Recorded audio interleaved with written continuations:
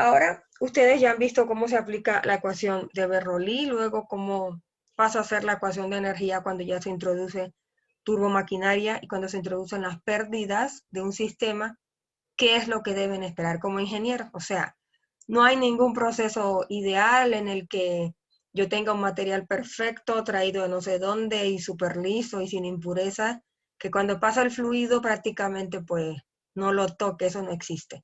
Siempre va a haber pérdidas debido al paso del fluido por esa tubería, por fricción, y también debido a los accesorios que contenga el sistema. Y hasta ahora, ustedes han hecho ejercicios ya de la ecuación de energía, o sea, incluyendo las pérdidas y turbomáquinas, bomba o turbina, pero todavía no saben cómo sacar esas pérdidas. Entonces, el tema de hoy ya va dirigido a un entrenamiento más duro, ya vamos subiendo al nivel para seguir haciendo entonces esos ejercicios de Bernoulli o ecuación de energía aplicada a un sistema de tuberías, pero esta vez van a tener que calcular ustedes, ya no va a ser un dato, lo van a tener que calcular las pérdidas. Hay unas que se denominan primarias, que se deben a la mera existencia de la tubería y a toda su geometría se involucran esas pérdidas. Y luego existe una que se llama, entre comillas, secundaria o menores. Entonces es muy debatido el término porque muchas veces no llegan a hacer eso de menores, pero bueno, por eso se otorga la secundaria, que se debe a la existencia de válvulas, codos, restricciones en el flujo, etc. Entonces, lo primero es definir. En primer lugar, este tema lo encuentran en los libros con varios sinónimos. Aquí se llama flujo en tuberías. Pueden encontrarlo como flujo interno, flujo de fluidos incompresibles, pero en todo caso es lo mismo. Y para introducirles es como si, bueno, a ver, ¿a dónde va dirigido esto? ¿Cuál es la importancia? Pues los fluidos sean fríos o calientes en la industria y en nuestra propia casa. Y fíjense que estoy hablando de tuberías que pueden llegar a ser metros de diámetro como las de petróleo que atraviesan ciudades enteras. Y también el flujo, nuestra propia sangre, la que transita por las venas, que llegan a medir a veces en unidades de micrómetros o muy pequeñitas, ¿no? Entonces, estamos hablando de estudiar el fluido dentro de un conducto, sea pequeño o sea muy grande. Entonces, también hay una clasificación muy estándar que divide el estudio de los flujos en externo e interno. Entonces, permítanme ampliarles con los apuntes de mis alumnos. En este sentido, interno se refiere a lo que de hecho vamos a estudiar o vamos a empezar a estudiar ahorita, que, que es, como les digo, el sinónimo del tema en la bibliografía. Para flujo interno, nos interesa el flujo que atraviesa conductos o tuberías. Y en el fluido externo es cuando entonces, que creo que pues va a ser el último quinto tema del quinto examen, perdón. Este caso es cuando el fluido rodea completamente al objeto, por ejemplo, el aire que rodea un avión en movimiento. Eso es flujo externo y eso es algo que pues tiene su variante, no es lo mismo que cuando estudiamos este tipo que vamos a aprender aquí acerca del número de Reynolds y otras cosas. Entonces, para que ustedes lo sepan, vamos a empezar por aquí, por el flujo interno, y el externo va a ser la última parte, de hecho, de este curso y el último parcial que ustedes van a presentar. También hay una idea muy importante. Dentro de un flujo interno, o sea, en una tubería, ustedes lo han visto en los ejemplos, el fluido normalmente se acciona con una bombita, o sea, necesitamos una bombita para mover ese fluido, una energía, no entrada de energía. Y es muy importante porque cuando nosotros estudiamos las pérdidas, cuando decimos, bueno, a ver, yo tengo una tubería de tantos metros, 1000 metros, ¿cuánto puede perder en presión? Bueno, en la práctica coloca un manómetro en un punto y a los 1000 metros después y te vas a dar cuenta que el manómetro, si antes marcaba en el punto inicial 800 kilopascales, pues va a terminar marcando allá abajo 600. Números al absurdo, números solo de ejemplo, pero en una tubería, no importa que no tenga ninguna bomba allí metida en el trayecto que estoy estudiando, ustedes colocan dos sensores de presión y se van a dar cuenta que pierden presión y eso se llama pérdida de carga. Nos interesa ¿por qué? porque eso es lo que en realidad, además de todo lo que tiene que vencer la bomba, que ustedes han visto entre altura de Bernoulli, entre altura, diferencia de cota, también tiene que vencer las pérdidas, también lo han visto en ejemplos, pero hay que saber cuántos son esas pérdidas para seguir diseñando la bomba y añadirle a la energía de la bomba esa energía perdida. Por eso también los ejercicios se les mandaba a buscar la energía de pérdida en potencia, porque esto acarrea, por supuesto, una pérdida de energía. Entonces, ¿quién corre con ese gasto de energía? Pues la bomba. Por eso, antes de seleccionar la bomba, tenemos que tener cuenta del estudio de estos sistemas, pues para poder devolvernos y seleccionarla correctamente. Entonces, para completar, les comento, en este tema, ustedes van a ver lo relativo al ultra famoso, conocido, muy nombrado en esta materia y en las de termofluidos, el número de Reynolds. Van a saber lo que es laminar y turbulento, cuando un flujo se considera laminar, cuando no, cuando pasa a ser turbulento. Y se van a dar cuenta que no es simplemente un cambio súbito, hay que considerar ciertas zonas de transición, pero se pueden clasificar. Luego van a ver las ecuaciones que se utilizan para estudiar estos fluidos y finalmente la caída de presión y lo que significa dentro de la tubería. Ya más o menos les he introducido el término. En este aspecto, seguimos, cuando me refería a flujo interno, normalmente ustedes van a encontrar la definición, aquel que circula por un conducto. Entonces los conductos pueden ser circulares o rectangulares. Normalmente a este se le llama ducto, este es simplemente una tubería circular y prácticamente en la totalidad de los casos de nuestros ejercicios vamos a estudiar esto, o sea, una tubería circular. Entonces, por favor visualicen, esto normalmente se utiliza para pues, sistemas, por decir algo, de aire acondicionado, son ductos porque, bueno, acarrean un poquito más de volumen y no tengo que tener tanto cuidado con la resistencia a materiales como en el caso de una tubería circular. Entonces, esto es lo que normalmente encontramos en la práctica y vamos a estudiar lo que pasa dentro de estos conductos. Se asumirá que el flujo siempre está dentro de dentro de esta tubería completamente llena y por favor visualicen esto que va a llamarse de ahora en adelante perfil de velocidad. Si ustedes hicieran, recuerden por qué será esto. Si yo grafico o estoy representando aquí única y exclusivamente la velocidad con la que transita el fluido dentro de la tubería. Entonces, siempre, si la pongo aquí en un eje, pongo aquí velocidad, en el eje Y, voy a encontrar que en la tubería, este es el corte de la sección transversal, disculpen, aquí como si yo mirara la tubería, la cortara por aquí y le estoy ofreciendo entonces la vista transversal. Entonces, aquí en la pared, en todos los puntos de la pared, siempre se va a pegar el fluido a la tubería por la condición de no deslizamiento. Recuerden, literalmente se pega a la superficie debido a la viscosidad. Entonces, cuando se pega a la superficie, poco a poco, estas moléculas de fluido o estas partículas de fluido van recuperando la velocidad con la que venía porque están lejos del centro, disculpen, lejos de la pared. Así que poco a poco en el centro se va haciendo este perfil, recordando siempre que la velocidad en una tubería es máxima exactamente en el centro. Pero nosotros, para cálculos de mecánica de fluido, vamos a asumir que existe un valor medio entre 0 en la pared y el valor máximo en la tubería. Ninguno de los dos vamos a tomar. Vamos a trabajar con algo que se llama velocidad media, que es como decir el promedio de estos dos puntos de velocidad máxima y 0.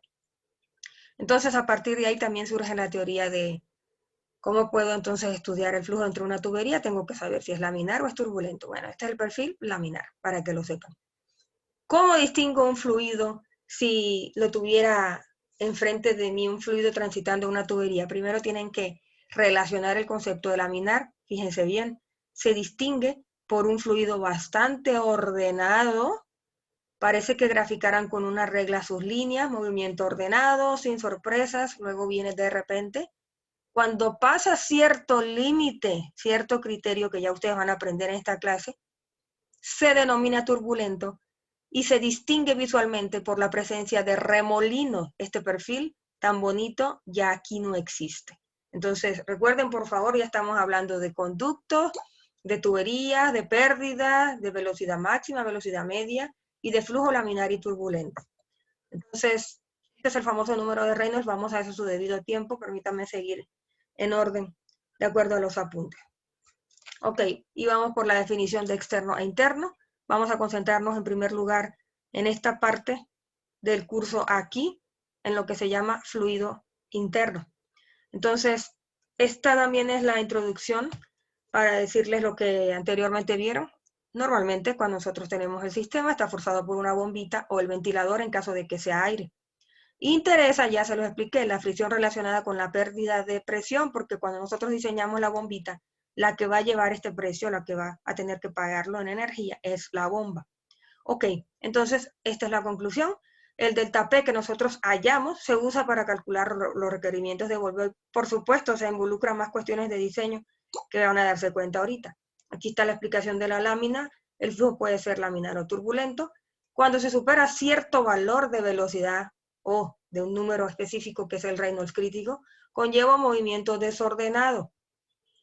Entonces, mejor lo corrijo de una vez. El flujo laminar tiene una baja velocidad y conlleva un movimiento ordenado. Ustedes vieron el ejemplo de esto en la lámina anterior, así que imagínenselo por favor como un conjunto de líneas muy ordenadas cuando es laminar y valores de, digamos, remolino cuando un Reynolds supera cierto valor y entonces se vuelve turbulento. Me refiero a esto hablando matemáticamente. O sea, visualmente ustedes pueden ver los remolinos en el flujo turbulento, el perfil de velocidad va a cambiar, ya no va a ser una figurita redonda ni así como elipse, sino va a ser más o menos plana. Pero en términos matemáticos nosotros lo sabemos cuando se supera cierto valor de este número que todavía no lo tienen definido. Entonces, en cuanto al Reynolds, empezamos con esa definición ya, pueden ir anotando. La transición, esto es una introducción de por qué es tan importante este número en mecánica de fluido. Existe una transición entre flujo laminar y flujo turbulento y depende de la geometría de la superficie, es decir, ¿qué tan rugoso podría estar? La rugosidad se define, esto es, por favor noten, esto es un pedacito de pared de la tubería, el cual se está haciendo como una especie de microscopio, para que ustedes distingan que si esta es la superficie y ustedes la ven toda lisita, al momento de sacar entonces este valor, se notan ciertas desigualdades en la superficie. Imagínense que esté mucho o poco lijado, va a notarse esto un poquito más, digamos que suave, pero en todo caso siempre va a haber cierta rugosidad. Entonces, esta rugosidad se mide en valores determinados de la superficie y se saca un promedio, entonces se da la rugosidad del material. Depende de esto, también de la velocidad con la que venga el fluido y del tipo de fluido, que, ¿cómo podemos distinguir un fluido de otro? Con sus propiedades, nada más. Entonces, el tema es muy interesante. ¿Quiere decir que este número relaciona todo esto? La respuesta es sí. Relaciona geometría, tipo de fluido y velocidad. O sea, son varias y distintas variables. Ok, este científico descubrió la relación entre lo que se llama fuerzas de inercia y fuerzas viscosas en un fluido y la relacionó de la siguiente manera. Por supuesto lleva su nombre, el número, así se simboliza, esta es la nomenclatura, cuando ustedes vean RE, así es como si fuera una sigla, número de Reynolds, simplemente se representa con RE, pero significa y se anuncia como un número de Reynolds. Fuerzas de inercia entre fuerzas viscosas, esta es la definición de este número en primer lugar. Y luego, su definición implica esto. ¿Por qué es ρ de entre mu? Este es un proceso que se llama análisis dimensional, que ustedes mismos van a saber hacer cuando estemos en el quinto parcial en ese tema, se llama así, análisis dimensional. Pero aquí, por ahora, van a usar esta definición que relaciona tipo de fluido, fíjense bien, aquí están las propiedades, ρ y mu, la velocidad, por eso dice inercia, porque relaciona una variable con velocidad, y el diámetro, que es la geometría. O sea que aquí está relacionado el fluido, la velocidad y la geometría de la tubería, o sea, los principales parámetros que intervienen cuando un fluido está atravesando un conducto. Entonces, fíjense bien, de acuerdo a la definición de mu, recuerden que existe una definición para esta que se llama nu, que es la velocidad cinemática. Estas dos se distinguen, pueden ir a sus apuntes del primer día, velocidad dinámica y velocidad cinemática. Esta simplemente es mu sobre rho, es una definición nada más. Fíjense bien, aquí está. Y por eso, entonces el número de Reynolds puede anunciarse libremente y de forma absoluta. O así directamente, velocidad por diámetro entre nu, que es la cinemática, o rho de entre mu es lo mismo, porque esto es mu sobre rho, y simplemente es como si la estuviera sustituyendo. Es lo mismo, repito, que hacen con este conocimiento. Esta es la ecuación de número de Reynolds. Y noten, por favor, que como lo dije antes, es un número adimensional. Si ustedes sacan las dimensiones de arriba y de abajo, multiplican las unidades, les va a dar 1, porque arriba y abajo va a ser lo mismo. Este número no tiene dimensiones. Que quede claro. Ok, entonces vamos a suponer que estoy aprendiendo. A ver, fluidos dentro de un conducto. Ya sé que se llama flujo interno. El externo es cuando el fluido rodea totalmente al objeto. Este no es el caso. El otro es para un avión, por ejemplo. Entonces aquí cuando estoy estudiando los fluidos internos, tengo que saber que puede ser laminar el fluido que lo transita o turbulento. Ok, hasta ahí voy bien. Y que aparte, si yo mido en dos partes distintas de una tubería, me voy a dar cuenta que siempre habrá una caída de presión en dos puntos a una determinada longitud. Ok, y entonces, bueno, que tienes que sacar esa pérdida de presión o del tapé en la tubería para poder diseñar bien el sistema, porque esos son los requerimientos de la bomba. Ok, ya entendí. Entonces, ¿qué hago? Primero, tienes que saber si tu fluido es laminar o turbulento para aplicar las ecuaciones correspondientes. No se puede revolver. Luego que lo clasifique, empieza entonces mi análisis, empiezo a calcular esa pérdida de presión matemáticamente, no con un manómetro. Entonces, ya a partir de ahí me meto al diseño global de la tubería. Existe un valor crítico, así se llama, en el que el fluido pasa de ser laminar a turbulento.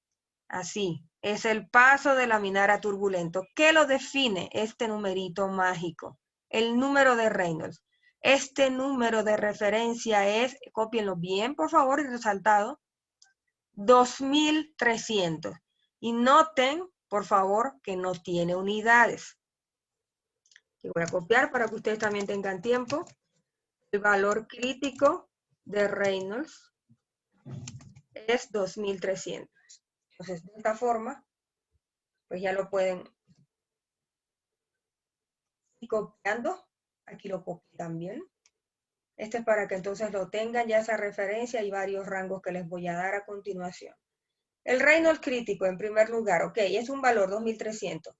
2300, 2300. ¿Cómo visualizo eso? Bueno, si la multiplicación de la densidad del fluido por la velocidad que lleva por el diámetro de la tubería entre la viscosidad del fluido, entonces te da más de 2300, tendrás que enfrentarte a este rango que te voy a dar a continuación. Será laminar si esa operación te da menor a 2300, ya sabes la definición. Será turbulento si es mayor a 4000. ¿Qué pasa si está entre los dos? Ah, ok, si está entre los dos se llama zona de transición. No está bien definido si está de un lado o del otro. Pero lo que sí se acepta en la literatura es que si ya superaste el 4000, estás en turbulento. Y si no has superado el 2300, estás en régimen laminar. Esto es simplemente una zona de transición y ustedes lo van a ver ahorita en el diagrama de Moody cómo se ve esto. Ok, ¿qué tengo que saber para el número de Reynolds? Además, lo siguiente. No todas las geometrías son o podrían catalogarse así como unos ductos perfectos o con conductos circulares. Esta es la definición que acaban de ver, fíjense bien. Yo calculo el número de Reynolds con un diámetro, es un parámetro geométrico importante. Aquí están los rangos que ustedes acaban de ver y finalmente las geometrías que pueden encontrarse. Si el conducto que están analizando en su ejercicio o problema de la vida diaria es circular, la ecuación queda idéntica, no hago nada. Si me consigo con un ducto cuadrado, rectangular, o quién sabe qué forma tenga, entonces el diámetro hidráulico será lo que se utiliza aquí para poder calcular el Reynolds, es decir, 4 veces el área de esto transversal entre su perímetro. Por ejemplo, aquí en un cuadrado sería 4 veces el área del cuadrado es lado al cuadrado. Si el lado se llama A, será 4 veces lado al cuadrado entre el perímetro, que es A más A más A más A, que son 4 veces A. Por eso aquí el diámetro hidráulico en un cuadrado se especifica como un ejemplo, y cuando yo voy a sustituir en el Reynolds aquí diámetro, yo voy a transformarlo primero en diámetro hidráulico porque la superficie no es circular. Si fuera circular la dejo así con su diámetro original. Pero si no es circular, hago esta operación y lo que me dé lo pongo aquí. Esto que quede claro, por favor, es la definición de diámetro hidráulico. Ok, esto es otra cosa. Vamos a pasar primero. Eso se hace, ¿Di? maestra, eso se hace para cualquier superficie que no es redonda. Sí, así, tal cual. Ok, Si es redonda, se queda el diámetro y ya. ok, Ok, gracias. entonces vamos por aquí, vamos en orden. ¿Qué contiene normalmente un sistema? Fíjense bien, aquí les puse, la tubería empezó con cierto diámetro y luego ese diámetro, pues por cuestiones de diseño va cambiando alrededor de la instalación. Necesito coditos para unir las tuberías si cambian de altura, por ejemplo. A veces necesito distribuir el flujo. Vete por aquí un poquito, vete por acá otro poquito. Entonces esto, recuerden que esto hicimos un ejercicio, una pieza de Ni, la última vez, cuando estábamos haciendo el de flujo másico, entonces esta más o menos la han visto. Y finalmente termina, ¿no? Fíjense bien todo lo que ocurre en un sistema. Cambios de diámetro. Me encuentro una válvula que regula el flujo, una bombita para ayudarlo a fluir, codos de conexión, piezas especiales. Y finalmente, de aquí hasta acá, si pusiera esos manómetros en la tubería a determinada longitud, me daría cuenta siempre que la presión en este punto va a ser mayor que acá.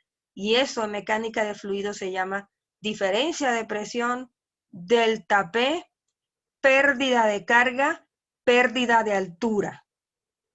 Caída de presión, pérdida de carga, son los dos términos más utilizados. Por favor, anoten eso, porque en los ejercicios, sobre todo en la literatura española, van a encontrar que les van a pedir, calcule la pérdida de carga, y eso no es más que un delta P. Pérdida de carga es pérdida de presión, pérdida de energía, se llama así, y se calcula como la diferencia de presiones. Ok, entonces por ahorita vamos aprendiendo. Ya estoy que hay diversas geometrías, puede ser la tubería circular, pueden ser los ductos, normalmente usados para aire. La transición depende de este numerito que se llama Reynolds. ¿Qué es el Reynolds? Pues es un número adimensional que relaciona fuerzas de inercia en el numerador, fuerzas viscosas en el denominador. Cuando el Reynolds es grande, significa que prevalecen las fuerzas de inercia. Fíjense bien, a una velocidad grande, quizás un diámetro más o menos considerable, y a cierta densidad, podría pensar en que estos Reynolds, como tienen grandes fuerzas de inercia, sean grandes. Pero ¿qué pasa si meto en lugar de agua miel? Las propiedades cambian por completo. El denominador se hace más grande y el resultado del Reynolds es más pequeño. Por eso dice, el Reynolds pequeño prevalece en las fuerzas viscosas. Es decir, si un fluido es muy viscoso, a menos que usted le meta un super cambio de velocidad para aumentarla, el Reynolds va a disminuir. Y el famoso Reynolds crítico, que es el del valor en el cual pasa de turbulento desde laminar a turbulento. Entonces, existen ecuaciones, una vez que sepa esto, una vez que sepa numéricamente, no visualmente, clasificar en qué régimen viene un fluido laminar o turbulento, entonces lo calculo con el Reynolds, ya lo saben que puede tener esta expresión también en función de nu. Aquí hay un errorcito de mi alumno, es nu la variable que va aquí. O esa es la forma de escribir nu, por lo que veo, porque la definición está bien. Bueno, esto se llama, recuerden, viscosidad dinámica. Y aquí vienen entonces los Reynolds críticos, los numeritos críticos. Ya saben que esto es una transición, si sobrepasa los 4000, ya me meto en las ecuaciones turbulentas. Si no paso aún de 2300, puedo utilizar las ecuaciones laminares. Y aquí es donde viene la lámina que les estaba mostrando. Si ustedes visualizan cualquier tubería, y como ya les he dicho varias veces, ponen dos manómetros, uno les va a dar mayor que otro, aquí van a encontrar esta variable, delta P. Y ya saben también que existe un perfil, este que están viendo aquí en la diapositiva. Este perfil es el que se describe en una tubería cuando está transitando el fluido. Y este en lo particular, aquí está bien resaltado, es para flujo laminar. Este perfil es de flujo laminar, estoy graficando el perfil de velocidad con respecto al radio. Este es el valor del radio, el 0 está aquí, y aumenta desde cualquier radio hasta un radio máximo, que es el radio de la tubería. Aquí se registra la velocidad máxima, porque ya, digamos que se ha superado el efecto de la viscosidad de aquí, las moléculas o las partículas recuperan, y finalmente en el centro se siente menos ese efecto y es máxima. Entonces, simplemente es para estudiar la forma de esta velocidad dentro de esta tubería. Tienen el famoso perfil de velocidad, es este. La velocidad en función del radio describe esto que está aquí, que es una parábola, es la representación de esta parábola. Luego depende del radio, de la viscosidad con que venga. Aquí está registrada la caída de presión y este delta X es simplemente un pedacito de este trayecto. Está aquí en posición horizontal. O sea que digamos que si la longitud de la tubería está de aquí hasta acá, de X es la tubería, la longitud. Y esto pues se multiplica por 1 menos esta diferencia en radios del pequeñito, cualquier radio, y el máximo. Entonces, la velocidad máxima ya les he dicho que está aquí en el centro. Si está en el centro, el radio es 0. Con el radio en 0, esto de aquí se elimina, el perfil de velocidad. Aquí se elimina este término de radio. Quedaría 1 multiplicando a todo esto y dar como resultado esta expresión que está aquí. Como yo estoy haciendo aquí la velocidad máxima, es todo esto, o sea, solamente 1 por dp de x r cuadrado 4 mu. Luego, si esta es la velocidad máxima y yo quiero la media, la que les estaba señalando aquí en la lámina anterior esta, para obtener la media, pues vamos a dividirlo entre 2. A 0 más máximo entre 2. Y al dividir esta expresión entre 2, me sale aquí este número 8, sería un medio multiplicado por todo esto, y quedaría este mismo perfil en función de r cuadrado, pero con un número 8. Simplemente viene del concepto de velocidad media, repito, entre el máximo dividido entre 2. Por eso sale aquí la multiplicación. Bueno, entonces, quiere decir que, supongamos que ya tengo esto, y yo voy a trabajar con velocidad media. ¿Qué pasa si entonces tengo determinada longitud, la llamo L, y yo quiero despejar el delta P, porque no tengo manómetros, lo quiero hacer en función de estos parámetros matemáticos? Despéjalo. De aquí te va a salir que dp con respecto a x, si la llamas así, o sea, dp va a ser p2 menos p1. Y dx va a ser L, la longitud que estás estudiando.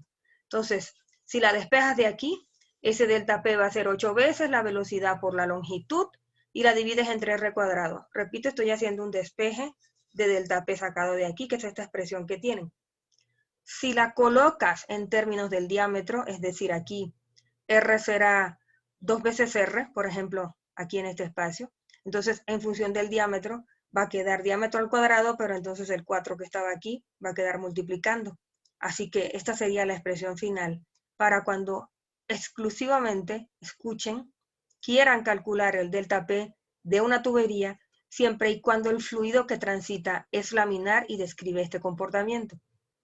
Cuando esto sucede, el delta P en la tubería se puede calcular como 32 veces la viscosidad del fluido, la longitud considerada, la velocidad, ya no voy a nombrar más average ni media, porque ya sé que es la velocidad con la que voy a trabajar, es simplemente la velocidad del fluido, dividida entre el diámetro al cuadrado. Entonces, esta es la expresión primera que ustedes van a usar para fluidos laminares. ¿Por dónde voy entonces? A ver. Creo que dejé de compartir. Bueno, empezamos diciendo que íbamos a estudiar los fluidos dentro de la tubería, ya definimos varios parámetros, ya sabemos que puede tener pérdidas relacionadas a todas las piezas que hay por ahí, pero antes de estudiarlo, ya que sabemos lo que es el Reynolds, ya casi me lo sé, Rho, B, D entre mu, yo tengo que tener un resultado de eso. Si el resultado es menor que este número, me voy a flujo laminar, ok. Luego que lo sé, ¿qué hago? Bueno, si te cae en este régimen de 2300, entonces digo menor, estás en un régimen laminar con el perfil de velocidad que se demostró aquí en la lámina en la diapositiva, y resulta ser que de este perfil de velocidad, calculando delta P, entonces, pues tú obtienes que para un flujo laminar puedes utilizar esta fórmula. Esta es la expresión que obtuvimos de la ecuación anterior cuando estamos con la velocidad máxima y cuando despejamos de aquí el delta P. Ahora, si la queremos usar en una tubería, mejor vemos un poquito lo que esto quiere decir. ¿Qué pasa si el diámetro de la tubería es grande? Ah, pues miren, Si el diámetro de la tubería es grande, el delta P, como está dividiendo aquí en el denominador, va a ser un poquito más pequeño. Ah, pero entonces esto me conviene. Esto me conviene porque si yo pongo una tubería más grande, entonces el delta P va a ser más pequeño. Podría comprar una bomba más pequeña, porque pues no tengo que forzarla tanto. El gran problema es que si ustedes obviamente agrandan el diámetro de la tubería, tiene que haber un límite, porque esto cuesta por el material. Entonces no se puede tomar decisiones a la ligera. El ingeniero obviamente está obligado a comparar siempre el costo con el resultado final. Sí van de la mano. Lo que yo quiero más que todo es que se acuerden del precio, del costo, que hay que tomarlo en cuenta, pero en términos físicos, la influencia de los factores dentro de la caída de presión en una tubería. Primero, si el diámetro es muy grande, el delta P disminuye. Si pongo una tubería más larga, el delta P va a aumentar, es directamente proporcional a la longitud. Pero fíjense lo que está aquí. Si el fluido es más viscoso, tendré más caída de presión. Eso es muy importante que lo vean y obviamente necesitaré una bomba más grande. También si lo pongo a más velocidad, la caída de presión va a aumentar. Esto es muy importante la información que están recibiendo ahorita porque están ahorita nada más, sin ningún manómetro, estableciendo la relación que tiene la caída de presión o de energía en una tubería con diversos parámetros de geometría L y D de la tubería. Si es más larga, obviamente más caída de presión, pero si es más grande, también puedo reducirla. Ahora, si pongo el fluido más rápido, voy a tener más caída de presión o más pérdida de energía, la fricción aumenta con la velocidad, y finalmente, pues si el fluido es más viscoso, voy a tener que poner una bomba más potente porque el delta P también va a aumentar. Todo esto está escrito aquí. Me gustaría, por favor, que también lo entendieran de esa forma. Y finalmente, luego de que esta expresión, ya saben, solo es para flujos laminares, nosotros vamos a llegar mañana mismo y con ejercicio incluido a cuando es turbulento.